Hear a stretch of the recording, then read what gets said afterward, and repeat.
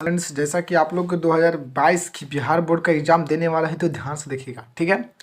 Physics with SS physics sir के YouTube channel पर आपको 95% कितना 95% मैथ में पक्का आएगा। 95% खाली आप में जो जो आपको क्वेश्चन करा रहा हूँ, खाली बस आप उसके ऊपर पूरा फोकस करिए और पूरा का पूरा बनाने का प्रयास करिए, बस और कुछ नहीं।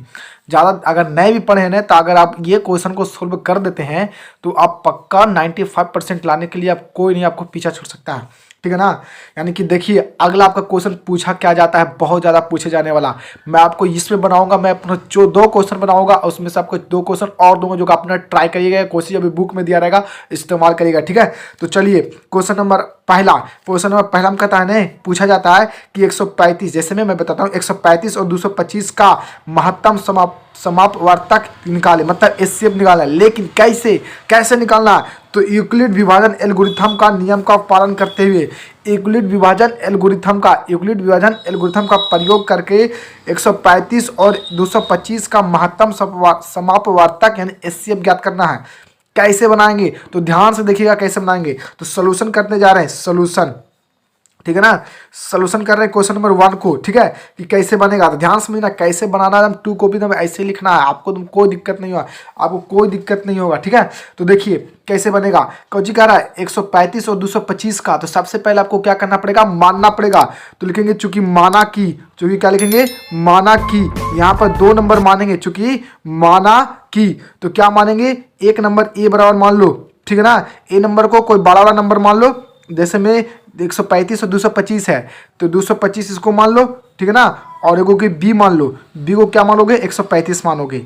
अब यहाँ पर तुम ही सोचो, जब ए बराबर 225 हो गया और बी बराबर 135 हो गया तो इस कंडीशन में हम लिख सकते हैं ना कि जहाँ क्या लिख सकते हैं, जहाँ यहाँ पर जो देखा जा सकता है कि ए जो बड़ा है वो बी से बड़ा है कि नहीं। ध्यान से देखो, ए जो क्या होगा वो बी से बड़ा होगा कि नहीं। 225 बड़ा है कि 135 बड़ा है, ऐसे ही लिखना है एग्जाम में, ऐसे ही पूरा लिखना है, नहीं तो फिर दिक्कत हो जाएगा, नंबर 1 भी नहीं कटेगा, ठीक है ना। ए बराबर ए को किसको मानना है, जो बड़ा होगा, बी किसको मानना है, जो छोटा होगा, और लिख देना ए है जो बी से बड़ा। ऐसा क्यों मैंने किया सर? ऐसा मैंने इसलिए किया क्योंकि आप समझ सकते हैं कि जब यूनिट विभाजन परिमेय आप लोग पढ़े होंगे तो कहे थे कि किसी भी आप एक ऐसी धनात्मक संख्या लीजिए, ठीक है, और उसके बाद एक दूसरा धनात्मक पूर्णांक संख्या लीजिए जो कि ए से क्या हो, छोटा हो, जिसमें बी, और इस बी के द्वारा ए में भागा दीजिए। तो भागा देने के बाद कुछ भागफल आता है जिसे क्वांटिएंट बोलते हैं इंग्लिश में, और इस तरह से जब भागफल देने के बाद नीचे कोई शेषफल आता है कि नहीं। और इस तरह से यूक्लिड साहब बताएं कि जो बीच वाला जो होगा, यानी कि जो मेरा भाज्य जो होगा, ठीक है ना, वो मेरा जो भाज्य जो होगा यानी कि ए जो होगा, ए वो बराबर होगा बी और क्यू के मल्टीपल के, और प्लस में आर को जोड़ने पर। ये आप लोग जरूर से पढ़े होंगे कोचिंग में या फिर कहीं स्कूल में, समझ मारा। तो इसलिए मैं ए और बी मान रहा हूँ, और ताकि क्यू और आर भी इस बात को ख्याल में रखिएगा, ठीक है। तो यहाँ पर मैंने क्या किया, ए बराबर 225 और बी बराबर 135 माना। ऐसा इसलिए क्योंकि ए थोड़ा बड़ा है, ये आपको ध्यान में रखना पड़ेगा। जहाँ ए बड़ा बी लिख दीजिएगा। उसके बाद आपको करना क्या, उसके बाद आपको स्टेप 1 लिखना है, लिखिएगा, इसे लिखेंगे स्टेप 1। क्या लिखेंगे, स्टेप 1। तो स्टेप 1 में चलना है, स्टेप 1 में लिखना यही है, कुछ नहीं करना। जो बड़ा यहाँ पे देखो यूक्लिड साहब ने छोटी वाले संख्या के द्वारा बड़ा में भाग दिए थे, तो छोटे वाले कौन, 135 में 135 और 225, तो छोटे वाले 135 है तो 135 की मदद से 225 में डिवाइड करना है स्टेप 1 में। तो यहाँ पे लिखेंगे 135 भागा 225। बोलिए कोई दिक्कत नहीं ना। अब बताइए कितना बार में लगेगा, 135 कितना 270 हो जाएगा कि नहीं। तो इस कंडीशन में एक ही बार में लगेगा ना, 225 से है तो 135 एक बार में लगाइए। अब इसको घटाइए तो कितना होगा, 0। उसके बाद कितना आएगा, 12 में से जाएगा 3 तो कितना बचेगा, 9 बचेगा, 1 में से गया 0, यानी कि कितना बचा, 90 बचा कि नहीं। अब देखिए ये यूक्लिड विभाजन एल्गोरिथम का था कि आप जब तक भागा देते रहिए तब तक कि शेषफल 0 ना ही हो जाए। तो अब इसको भाग दीजिए, लेकिन यहाँ पर आपको लिखना पड़ेगा, लिखेंगे इसीलिए लिखेंगे चूंकि लिखेंगे यूक्लिड, ये सब लिखना पड़ेगा आपको यूक्लिड विभाजन परिमेय से। तो यूक्लिड विभाजन परिमेय क्या था, यूक्लिड विभाजन परिमेय हमारा था कि जो बीच वाला होता था वो अगल बगल के मल्टीपल प्लस शेषफल के बराबर होता था। यानी कि ए जो था वो बी क्यू प्लस आर, यही था ना। तो यहाँ पर फिर लिखना पड़ेगा आपको। तो ए का मान कितना है, ए का मान 225। देखिए ये ए हो जाएगा, ये बी हो जाएगा, ये क्यू यू आर हो जाएगा, समझ सकते हैं ना। तो ए का मान लिखिए 225 बराबर बी कितना हो जाएगा, बी आपका 135 हो जाएगा गुने क्यू के वैल्यू 1 प्लस कितना देना पड़ेगा आपको 90, यानी कहने का मतलब शेषफल इतना लिखना पड़ेगा आपको। उसके बाद यहाँ पर देखिए, यहाँ पर लिखना है, यहाँ पर क्या लिखेंगे हम लोग, लिखेंगे यहाँ क्या लिखना है, चूंकि लिखेंगे चूंकि यहाँ जो शेष जो है यानी कि शेषफल, यहाँ शेषफल कितना है, यहाँ शेषफल, ठीक है, शेषफल कितना लिखना पड़ेगा, यहाँ शेषफल कितना 90 है कि नहीं। यहाँ पर लिखेंगे शेषफल 90 नॉट इक्वल टू 0, यानी कि 90 जो है वो 0 के बराबर नहीं है। तो जब 0 के बराबर नहीं है तो क्या करना पड़ेगा, हम लोग को फिर से भागा देना पड़ेगा। अतः ठीक है, भाजक कौन है मेरा, ये 135, ये भागफल शेषफल। अतः भाजक में या भाजक को ठीक है शेषफल शेष 90 से पुनः क्या करते हैं, भाग देते हैं।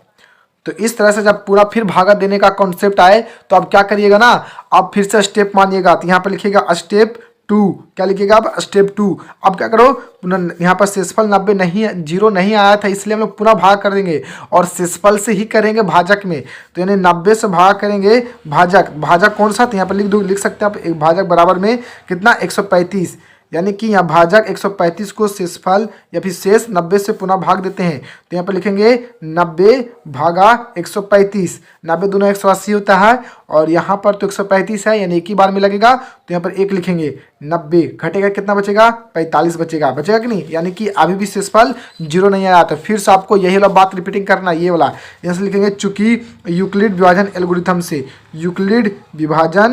यूक्लिड विभाजन परिमेका से लिखना, यूक्लिड विभाजन परिमेका। तो यूक्लिड विभाजन परिमेका मेरा क्या कहता है कि ए बराबर बी क्यू प्लस आर, ए बराबर बी क्यू प्लस आर। ए का मान यहाँ पर कौन सा होगा, यहाँ पर देखना है ए का मान, तो ए का मान बीच वाला होता है कि नहीं 135, तो इसे यहाँ पर लिखना 135 बराबर, ठीक है, बी का मान 90 इंटू देना क्यू का मान 1 प्लस में शेषफल 45, यानी कि 45 अभी भी 0 के बराबर नहीं आया। चूंकि फिर से लिखना, चूंकि यहाँ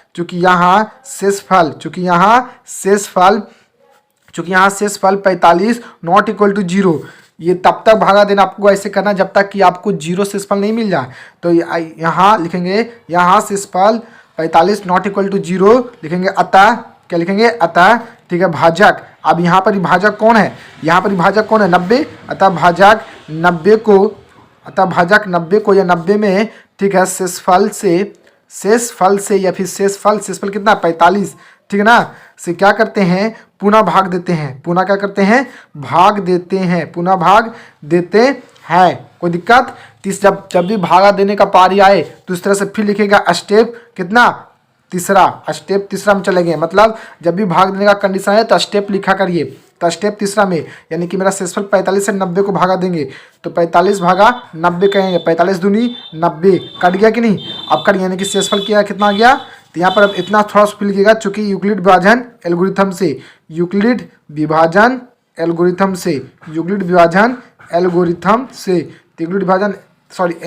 या फिर परिमेका से लिख सकते हैं, यूक्लिड विभाजन परिमेका से क्या लिखिएगा, यूक्लिड विभाजन परिमेका में ए बराबर बी क्यू प्लस आर लिखिएगा कि नहीं। तो इसी तरह से ए का मान कितना होगा, बीच वाला 90 बराबर बी का मान 45 गुने 2 क्यू का मान प्लस में आर कितना 0, यानी कि अतः यहाँ पर शेषफल कितना है, अतः शेषफल 0 बराबर 0 है कि नहीं। तो जब शेषफल 0 बराबर 0 आ जाए तो हम लोग रुक जाएंगे और इसीलिए लास्ट में लिखेंगे, लेकिन इसलिए लिखेंगे कितना नंबर का पूछ रहा था, हम लोग को पूछा था 225 और 135, इसलिए लिखेंगे हम लोग कि अतः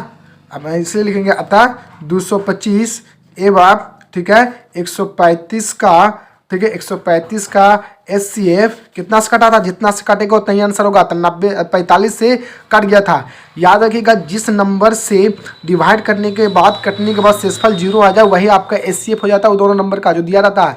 तो इस कंडीशन में कितना हो जाएगा 45, यानी कि आपका आंसर हो जाएगा 45 एलसीएम सही, राइट। और इस तरह से आपका एग्जाम में पूछा जाएगा, तो ठीक इसी तरह से आप बनाइएगा, ठीक है ना। कोई दिक्कत बोलिए, फिर से रिपीटिंग कर दूं।